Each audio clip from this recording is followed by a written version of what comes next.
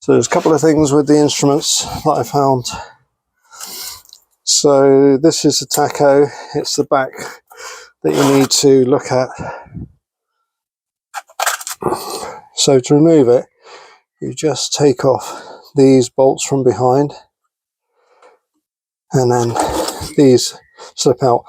So that fits in the hole, and then this from behind holds it in place. Very similar on all of the dials. The bit that's tricky with this one is the bulb comes out of this recess, so don't try and take the plastic off. That terminal is quite obvious. This one, not so obvious. It looks like that, and all you need to do is pull it off. You've got to be very careful, so I just eased it out gently and it came off eventually. That's the tacho. With the Speedo, again, got a bracket. This is an all-in-one bracket, and you've got a bulb and a bulb that goes in there. Again, don't try and take this plastic bit off. And then the tacho cable goes into there, just screws on. There's a tacho cable that just screws in behind. I've already taken the air vents out. I'm just going to show you how to get them out. They fit in here side by side. The other one, you know which way around they go because the vent adjustment is on the outer edges, and these outer edges are curved and the square edges butt up to each other. And what you'll see is a little tab here and another little tab at the top, and what you need to do is get a thin screwdriver and just tease them up, and as you do so pull at the same time. So what you're up against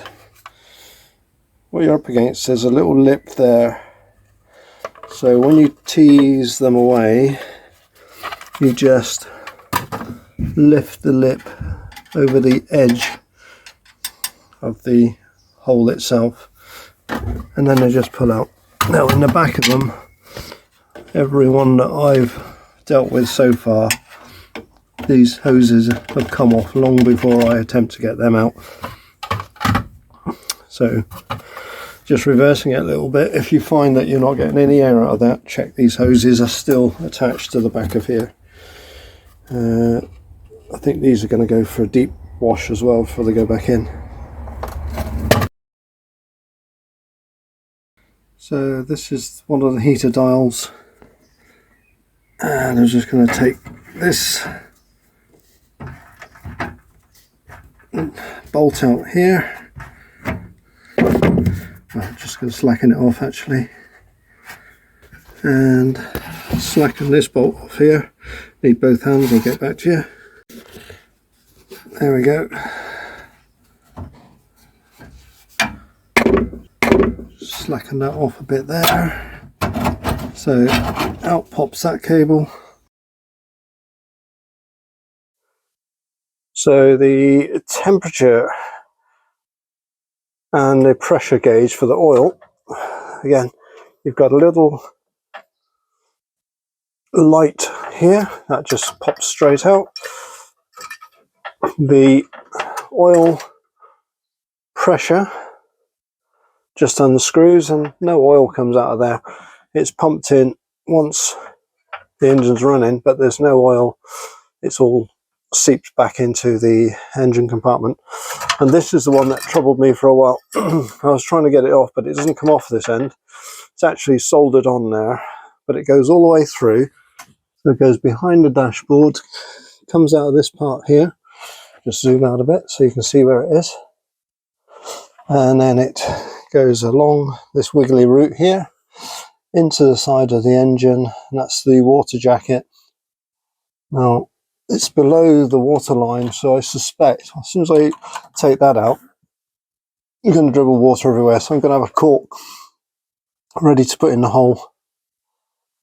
Hopefully stop the water coming through. Once you've taken that out, and then that instrument will have that long cable attached to it, and that should just come straight out of there. Here's the engine temperature gauge part that I described earlier with the springy wiggly lead, and that's a 5/8. So I'm expecting water to come out of there, so I've got my cork ready and I've made it narrow at one end. Let's give it a go. Spanner rash coming on here. No, that's not moving. I'm going to loosen it and then come back to you. Okay, that took a couple of hefty whacks to get that loose. Now I can get it off completely.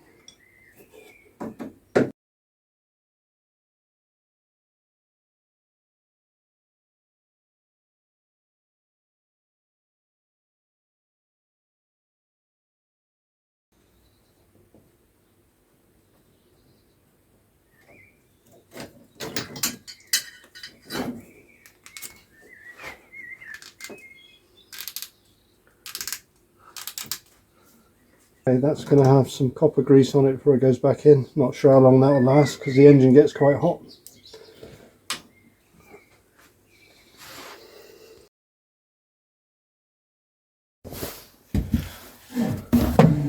So I'm just tackling getting the choke cable out. So the whole housing fits in here. Behind here is a nut and a washer, and I've undone it already. So you can see that that just secures the whole housing to the dashboard. That in turn passes all the way underneath there. Just get the focus right on it. There you go.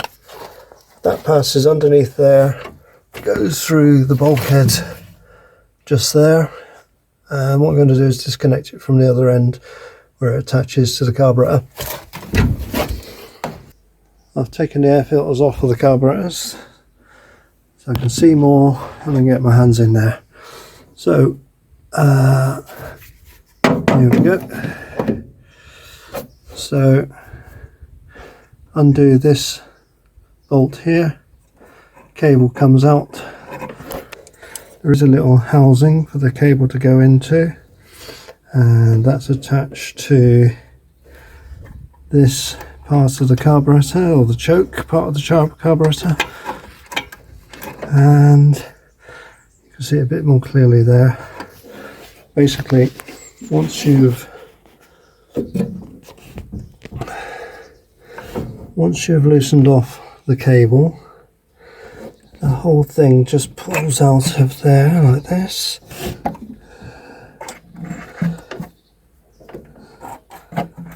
There we go. And now I can push it back into the body of the car. It'll come out the other end where I've just shown you. Okay. Back to the inside of the car. Right, I just lift it over this catch here. That's just to hold it in place. And now the whole cable should come through.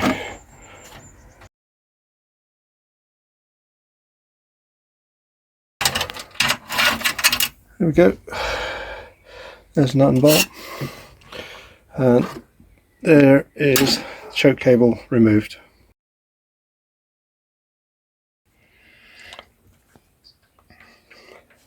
The windscreen washer just unscrews.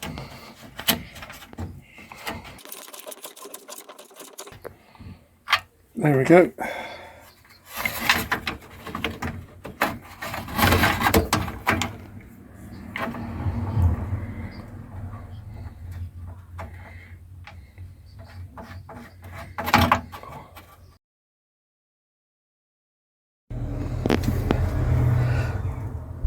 Glove compartment comes out very easily. 6 little screws. 1, 2, 3, 4, 5, 6. Undo them, it will push back in. If it doesn't fall down there, you can just get it out of the recess here,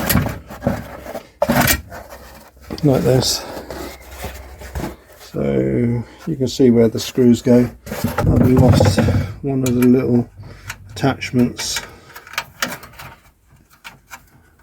So it's actually still in place there. I'll just take that one off. So that goes around the cardboard, and you can see that the screw just screws into there. I'm just going to put it back in for safekeeping now. So that's the first part of the job done. I've taken out the dashboard, removed all the dials, they're all tucked away nice and safe there. So the next bit is to get the windscreen off, so stay tuned for that short video. Then finally I can get the wing off. So once I've got the wing off, I can start working on the great big hole that's underneath there and the box section. So stay tuned and join me again for the next one.